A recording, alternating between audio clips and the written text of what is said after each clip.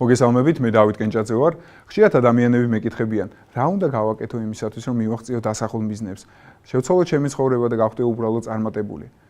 საპირისპიროდ ვეკითხები ხოლმე, თუ რა არის მათთვის წარმატება, რა მიზნების მიღწევა უნდათ მათ ცხოვრებაში, მაგრამ სამწუხაროდ პასუხები ყოველთვის ბუნდოვანია. ადამიანებს უნდათ სხვადასხვა მიზნების მიღწევა.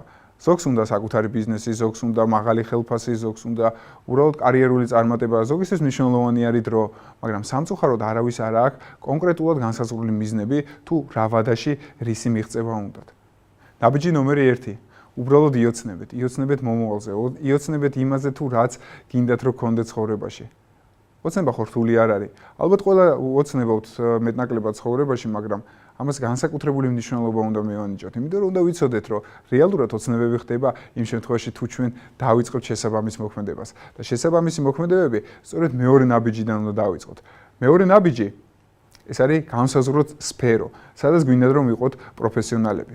ჩემთან ხშირად მოდიან ადამიანები, რომლებმაც სამწუხაროდ არ იციან რა უნდა ცხოვრებაში. რეალურად მიიღეს გადაწყვეტილება უნივერსიტეტში ჩაბარებაზე სხვადასხვა ადამიანების ზეგავლენის გამო დაიწყეს იქ სწავლა, მაგრამ მიხვდნენ რომ ეს ის პროფესია არ არის, რაც მათ უნდათ.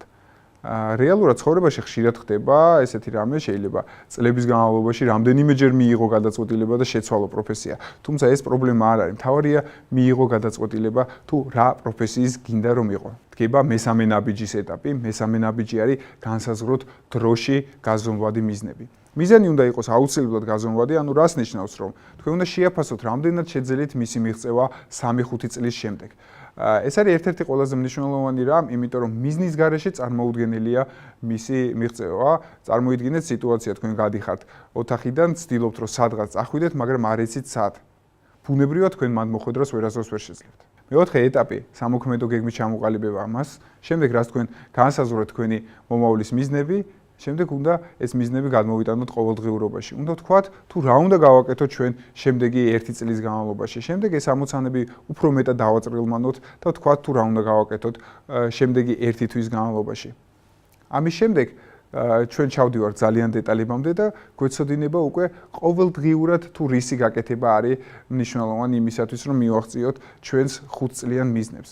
ამ შემთხვევაში ჩემი რჩევა არის და სწორედ მეხუთე ნაბიჯიც ეს არის, გააკეთეთ რაიმე თქვენი დასახული მიზნების მისაღწევად. ყველაფერი ძალიან მარტივია, იმისათვის რომ შეცვალოთ თქვენი ცხოვრება, უბრალოდ იოცნებეთ იმაზე, რაც თქვენ ძალიან გინდათ. აერჩიეთ პროფესია, რომელშიც გინდათ რომ იყოთ განუმეორებელი. დასახეთ მიზნები, გაზომვადი მიზნები, რომელიც მიღწევას გინდათ თქვენ შემდეგი 3-5-7 წლის განმავლობაში. შეადგინეთ ამ მიზნების მისაღწევად საჭირო ყოველდღიური სამოქმედო გეგმა და შემდეგ უბრალოდ იმოქმედეთ. ეს არის ის რჩევები, რომელმაც შეცვალა მილიონობით ადამიანის ცხოვრება. შესაბამისად, თუ მათ შეუძლიათ თავისი ცხოვრების შეცვლა და წარმატების მიღწევა, ამის გაკეთება შეგიძლიათ თქვენს.